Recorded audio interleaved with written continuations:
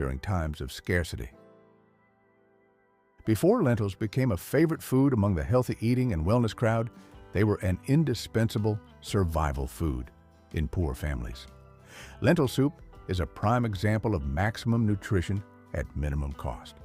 Lentils had a big advantage over other dried beans. They did not need to be soaked overnight, helping the cook save preparation time and cooking fuel. Grandma would simmer the lentils along with the cheapest vegetables like carrots or onions. Even during truly difficult times, the soup might just be beans, water, and a little salt, but it still provided significant energy. Priced at only 4 cents a pound, lentils provided more protein than almost any other ingredient of the same economic value. Just 1 pound of dry lentils could be cooked into enough soup to feed a family for 2 days. This soup didn't just fill the stomach, but also ensured nutrient delivery, proving the nutritional power hidden in the humblest ingredients.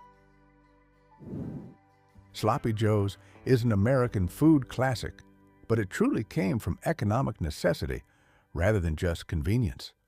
Grandma would brown a pound of ground beef, and then, when money was tight, she would stretch that amount of meat by adding breadcrumbs or oatmeal to the mixture.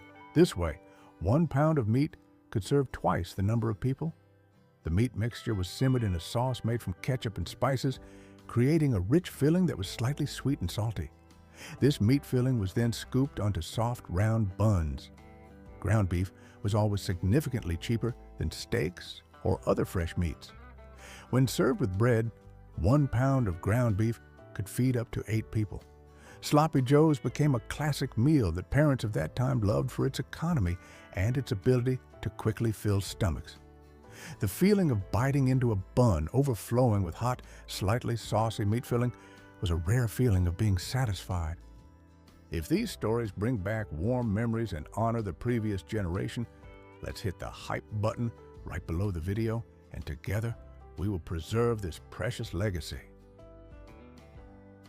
When meat was a luxury that couldn't be bought often, eggs became the main protein choice, easily substituting for meat in daily meals. Egg salad sandwiches became a staple dish, especially during the rationing period of World War II. To make this dish, hard-boiled eggs were mashed, then mixed with mayonnaise. Mayonnaise was often homemade by Grandma to save costs, along with mustard, chopped pickles, salt, and pepper. Added to enhance the flavor, this rich and savory mixture was spread thickly between 2 slices of bread. Eggs were a cheap and abundant source of protein, priced at only 15 cents a dozen in the 1940s. Egg salad sandwiches not only provided protein, but also packed very well. It was a perfect dish to take on the road, frequently appearing in the lunchboxes of workers and children going to school. Carrying the flavor of economy and thoughtfulness, the feeling of crispy pickles and the richness of the mayonnaise blending with the egg is an unforgettable experience. In the southern and southwestern United States, cornbread and pinto beans is a sacred culinary tradition tied to the resilience of working people. Dry pinto beans were simmered in a large pot, carefully seasoned with salt pork or ham hocks if they were available.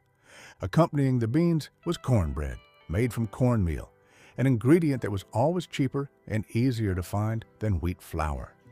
Cornbread back then usually had a rustic texture and wasn't too sweet. The special thing about this meal was how it was enjoyed. Cornbread would be used to soak up the bean liquid, a rich broth called pot liquor. This combination formed a complete meal, providing all the necessary nutrients, from the plant protein of the beans to the carbohydrates of the corn. Even then, nothing was wasted. Leftovers would be fried into thin patties the next morning for breakfast. This dish is a lesson in using up the most basic ingredients creatively and effectively, being both filling and nutritious. American families created their own version of fried rice from leftovers long before Chinese takeout became widely popular. This period's fried rice is a perfect testament to the no-waste philosophy. Grandma would carefully spread the leftover white rice from the night before onto a plate and let it dry naturally. This helped prevent the rice from getting mushy when fried. Then, the next day, she would fry the rice with anything left in the refrigerator. That was usually scrambled eggs, a few small pieces of leftover meat, and vegetables that needed to be used